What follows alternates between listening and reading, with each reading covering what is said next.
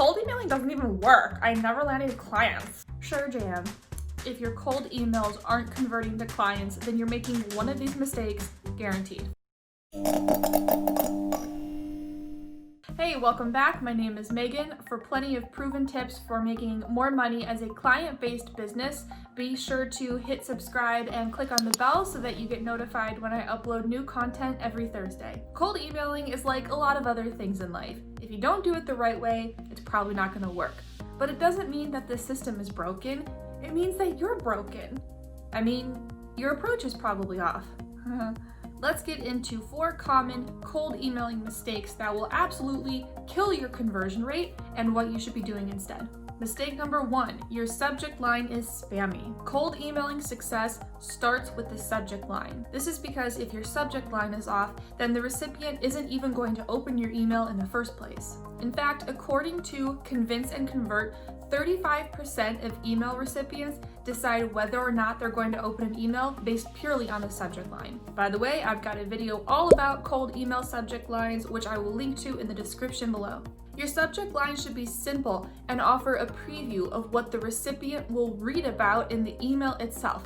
That's it. No more, no less. Don't get fancy with emojis and punctuation and subject lines that try to convey a sense of urgency or FOMO. Those tactics do work in other types of email marketing, but not with cold emails. Your cold email subject line should be simple and it should make the recipient feel comfortable with you. We're trying to build trust here. Mistake number 2, your emails aren't personalized. Once you ace the subject line, you need to kick butt with the email itself. I know that a lot of people say that cold emailing is a numbers game, and they're half right. But if you send 500 terrible cold emails, it's not going to matter that you sent 500 emails. You're not going to land a client. Spend an extra minute personalizing every single cold email that you send out, and your conversion rates are going to be beautiful. Mark my words, people know when they are receiving an email that you copied and pasted to a ton of other people. It's very obvious. They're going to know that they're receiving a stale, generic, canned template. You should be personalizing every single cold email with the recipient's first name, their company name, and 1 or 2 sentences about the company itself. For instance, because I'm a writer, when I'm sending cold emails, I will include 1 or 2 sentences about a blog that company previously published.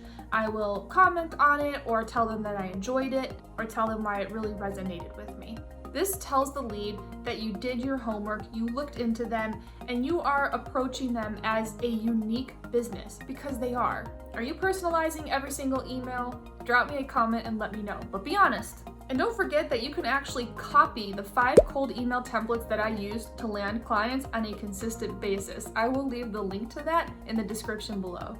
Mistake number 3 is you don't end with a call to action. You've got an awesome subject line, a great cold email, and then you end it with, "Hope to hear from you soon." It's not gonna work. You are responsible for pushing this relationship forward. They're not going to do it for you. Is this curl distracting anyone else? Because I can see it out of my peripherals and it's like, ugh. In order to push the relationship forward, you have to end the email with a call to action or a CTA.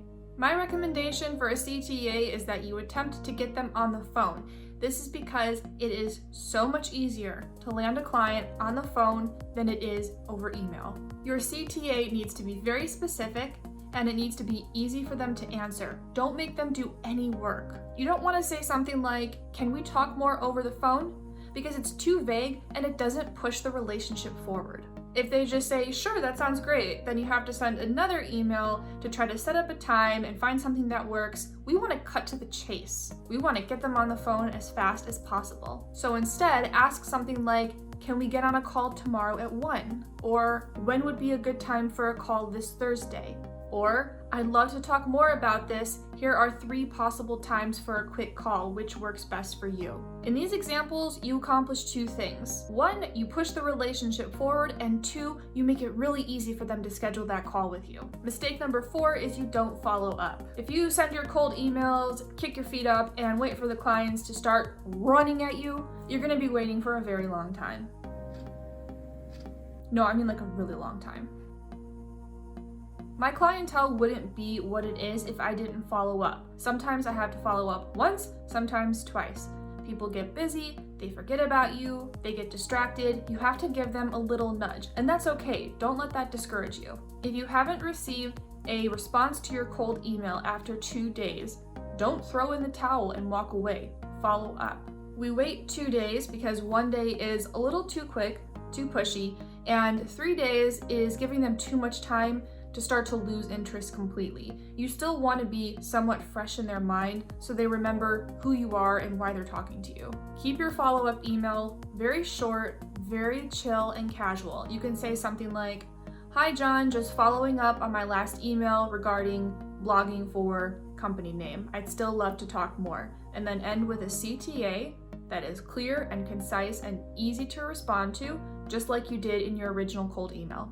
The subject line, the cold email itself, the end of the cold email, and the 2 days after you send the cold email. These are 4 areas that people tend to kind of mess up when they're sending cold emailing, and that's why they don't end up converting any of these leads into clients. Follow the advice I've given you in this video and you will see an improvement in your conversion rates. This is just a tiny taste of what I know about cold emailing, and I've been itching to give you guys more. So next month I am launching a private program called the Cold Emailing Formula, where I will be working with a small group of professionals who are ready and eager to grow their businesses and land new clients. You get to work with me directly and learn my exact process for cold emailing step by step. If you're interested in learning more about the cold emailing formula, you can either comment and just tell me you're interested, or I've included a link in the description where you can learn more about the course curriculum and also provide your email address if you would like to connect with me directly, and we can talk more and figure out if this might be the right fit for you. Before you go, please remember to subscribe and give this video a thumbs up and tell YouTube that you enjoy my content, and I'll see you guys in the next video.